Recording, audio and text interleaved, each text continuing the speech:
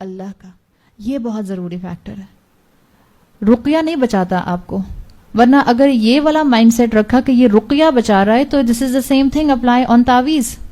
لوگ جو تعویذ پہنتے ہیں وہ کیا سمجھتے ہیں؟ یہ تعویذ مجھے بچا رہا ہے. لوگ یہ سمجھتے ہیں نا، تعویذ نہیں بچاتا. اسی طرح سے رقیہ نہیں بچا رہا، آپ پروٹیکشن اپنی کر رہی ہیں. ابھی آپ نے یوسف علیہ السلام کے قصے میں دیکھ لیا کہ ان کے والد نے کہا تھا کہ اللہ کے امر سے کوئی چیز آگے نہیں بڑھ سکتی، تو آپ پروٹیکشن کریں گی، اس کے بعد آپ اپنا معاملہ اللہ پر چھوڑ دیں گی. تو یہ 3 کنڈیشنز پوری ہونی چاہیے. یہ 3 کنڈیشنز پوری ہوں گی تو یہ رقیہ شرعیہ ہے، اور یہ کسی بھی سکنس کو دور کرنے کے لیے پڑھا جا سکتا ہے. اور اس کو آپ ویسے بھی کسی پریشانی کے بغیر بھی ریگولر سن سکتے ہیں. رقیہ حسد، انوی، جادو، نظر، ان سب سے بچنے کے لیے جو ہے کیا جاتا ہے. اور رقیہ اس صورت میں بھی آپ کر سکتے ہیں جب آپ کو کچھ میڈیکل سمٹمز فیل ہو رہے ہوں. جیسے اسکالرز کہتے ہیں کسی کو کینسر ہے تو بھی آپ اس کو رقیہ سنائیے. کسی کا ایکسیسو ویٹ گین ہو رہا ہے تو بھی اس کو رقیہ سنائیے. کسی کا ایکسیسو ویٹ لوز ہو رہا ہے تو بھی اس کو رقیہ سنائیے. کسی کا امیون سسٹم ویک ہو رہا ہے تو بھی اس کو رقیہ سنائیے. یہ سب اسپرچول ہیلنگ ہے، اللہ کے رسول سے اور صحابہ سے ثابت ہے. تو ہمارا ایمان ہونا چاہیے کہ انشاءاللہ اللہ ان کلمات سے ہم پر اپنا رحم کرے گا. تو رقیہ ان سب کا علاج ہے، اور اپنے آپ کو بچانے کے لیے ان ساری بیماریوں سے اور پریشانیوں سے آپ اللہ کے رسول صلی اللہ علیہ وسلم کے راستے کو اڈاپٹ کریں، اور ہر معاملے کو اللہ کے ساتھ جوڑ دیں. اور آئندہ کے لیے اپنی ایک روٹین بنا لیں کہ جب آپ کسی کی تعریف کرنے لگیں پہلے اس کو دعا دیں. سب سے بہترین دعا جو اللہ کے رسول صلی اللہ علیہ وسلم دیا کرتے تھے وہ تھی بارک اللہ فی.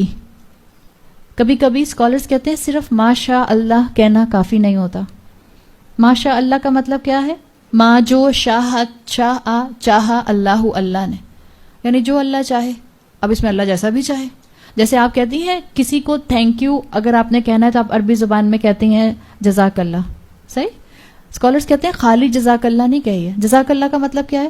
اللہ آپ کو جزا دے. تو جزا اچھی بھی ہو سکتی ہے اور بری بھی ہو سکتی ہے. صحیح. آپ کہیں گی جزاک اللہ خیرن، اللہ آپ کو بہترین جزا دے. آپ اس طرح سے دعا دیں گی. اس میں کیا ہوگا؟ انشاءاللہ آپ حاسد نہیں بنیں گی، آپ کا دل بھی صاف رہے گا، اور آپ کی کسی وجہ سے سامنے والے کو نظر نہیں لگے گی. تو دعا دیجئے اور ایک روٹین بنا لیں. جب آپ کا بچہ کوئی اچھی بات بتائے، جب آپ کا بچہ کوئی اچیو کرے، جب آپ کے رشتہ داروں کے بچے کچھ اچیو کریں، جب آپ کسی کی تعریف کرنا چاہیں، بارک اللہ فی یاد کرنا شروع کر دیں. ماشاء اللہ بھی کہیے، لیکن بارک اللہ فی بہت ہی پروفاؤنڈ دعا ہے. آپ برکت کی دعا دے رہی ہیں، اس سے انشاءاللہ اس کی نعمت میں اضافہ ہی ہوگا، کمی نہیں ہوگی. تو آج سے اپنی عادت بنا لیں کہ آپ برکت کی دعا سامنے والے کو دیں، اور ہر معاملے میں اللہ کو یاد رکھیں. میں نے بھی آپ کو ایک واقعہ بتایا تھا کہ ایک صحابی جن کا کمپلیکشن بہت اچھا تھا اور ان کو نظر فوراً لگ گئی تھی کہ وہ گر گئے اور کومے میں چلے گئے، اور اس حالت میں آ گئے کہ صرف آنکھیں ان کی کھلی تھیں اور ان کا سر جو تھا بس موو کر رہا تھا، باقی جسم ان کا آلموسٹ ایک طرح کا پیرالائزڈ ہو گیا تھا. تو جب اللہ کے رسول صلی اللہ علیہ وسلم نے ان سے پورا قصہ سنا تھا جو ان کو لے کر آئے تھے صاحب، کہ کیا ہوا تھا اور کیا کہا تھا تم نے اور جس سے یہ ہوا، اس کے بعد پھر ایک مسنون طریقہ اللہ کے رسول نے اس وقت کیا جو آج بھی کیا جاتا ہے. اس کنڈیشن میں جو واقعہ میں نے آپ کو بتایا، اللہ کے رسول کو پتہ چل گیا تھا کہ نظر لگی ہے. صحیح. تو اللہ کے رسول نے جو شخص ان کو لے کر آئے تھے صحابی کو، ان سے کہا کہ آپ ایک ویسل میں وضو کیجئے، اور وہ وضو کا پانی پھر ان کے اوپر ڈالا گیا تھا. تو اس وقت تو پرومیننٹ ہو گیا تھا کہ ان کی نظر لگی ہے، اور اگر پتہ چل جائے کہ اس کی نظر لگی ہے تو طریقہ یہی ہے مسنون طریقہ. مثال کے طور پہ ماں کو محسوس ہو کہ میری نظر بچے کو لگ گئی ہے، تو اس کا مسنون طریقہ یہ ہے کہ آپ ایک ویسل میں، ایک برتن میں وضو کیجئے، اور جو پانی آپ کے وضو کا بچ جائے وہ اپنے بچے کے سر پر ڈال دیجئے، یعنی اس سے اس کو نہلا دیجئے.